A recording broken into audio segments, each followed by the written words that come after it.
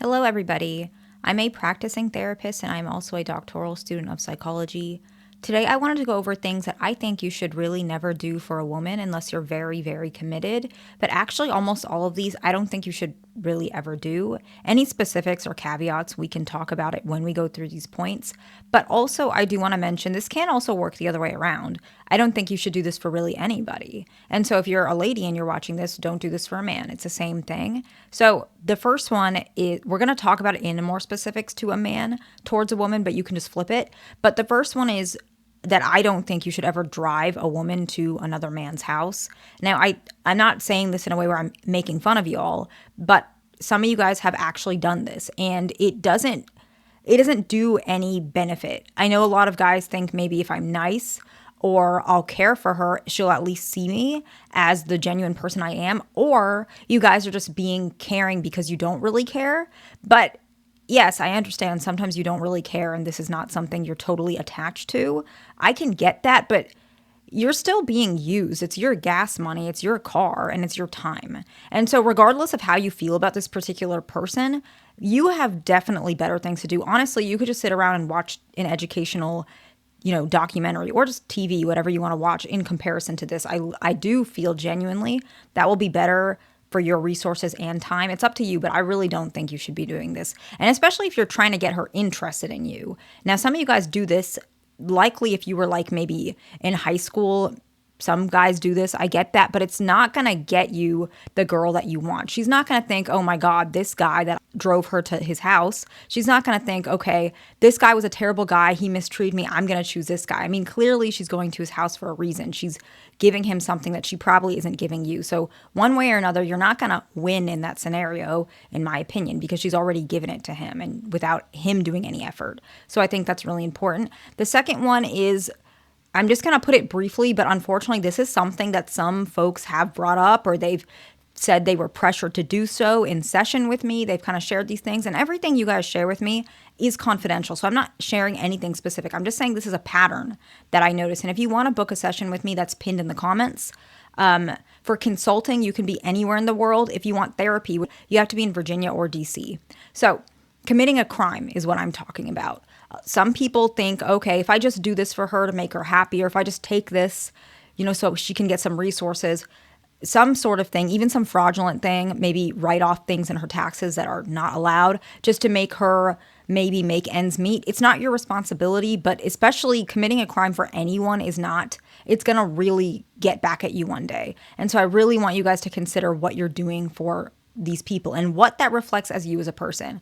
You're treating yourself like lack of value. So the next one is if she always cuts people off or is like uncompromising, people like that. I think you do.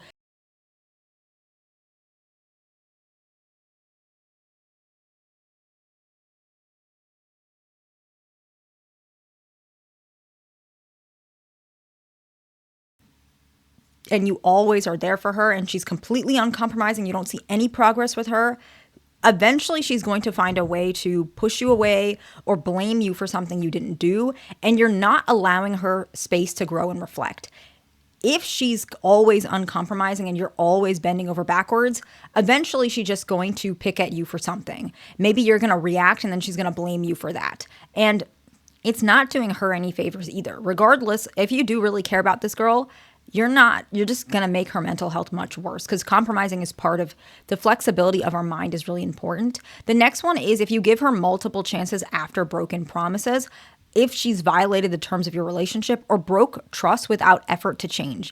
People make mistakes. I'm not going to talk about those specific things because I've seen so many couples where they have broken lots of promises and they've made change and the relationship and marriage is fine. I've seen that as a therapist, as a couples therapist. I have definitely seen that. So I'm not necessarily saying this is not feasible, but it takes so much work, especially if this is not someone you're married to for 20 years. If she continues breaking these terms of the relationship, she's breaking promises, and she has pretty much no effort to change at all, I would like you to think about like why you're keeping her in your life and what that means for you, because it sounds like it's just going to backfire, my opinion. The next one is fund her lifestyle, especially above your means. I've had some patients say they've gone into debt for some ladies. Like, I understand that you're a man and you can make your own decisions, but I would really consider maybe reflecting on this, because this is a recipe that you're attracting like manipulative people. Plus, how do you know she actually likes you if you're paying for everything? Does she like you or does she like your money? That's something that if I were you, I would think about. The next one is you give her all your free time because she feels easily abandoned. People think that this is something that's going to make her feel better, right? You don't, one day you're going to give her all your free time and she's going to not feel abandoned, and then she's going to give you your free time back. It usually doesn't work like that. If she's very easily abandoned or she's trying to take up all of your time, she doesn't like hobbies that you do, she doesn't like your friends, she doesn't like anything like that, it's just going to get worse because she's not learning to tolerate being by herself. The next one is you listen to all of her concerns and stressors at the expense of your stress and peace. Now, so many guys do this. I think it's just natural. A lot of men think that their concerns are not important. They were raised this way. Maybe it's better to say raised this way rather than natural. They're always listening to her. They're on the phone with her for like hours, and she's just complaining about like a coworker. They're like, at one point, conversations, in my opinion, it's like counterproductive. You're talking about something really negative, and all that's doing is making you stressed, kind of wasting your time, if I'm being completely honest. And then she's not getting any resolve. I get you want to listen to her for like 5-10 minutes if it's a really bad thing, maybe 30 minutes, maybe an hour. I don't know the situation. But if it's like cutting into your like sleep time, your eating time, things like that, this is probably something you have to set boundaries, or set boundaries in terms of that relationship entirely if she's not changing. The next one is if you constantly get her out of trouble. Like, I don't know, maybe you take, I don't know, the risk for her, whatever it is, you take the fault. This is not healthy for you, and it creates strain on the relationship, but she's going to just take advantage of you. And regardless, even if she's not doing it on purpose, this is really unhealthy for her. This is an unhealthy pattern.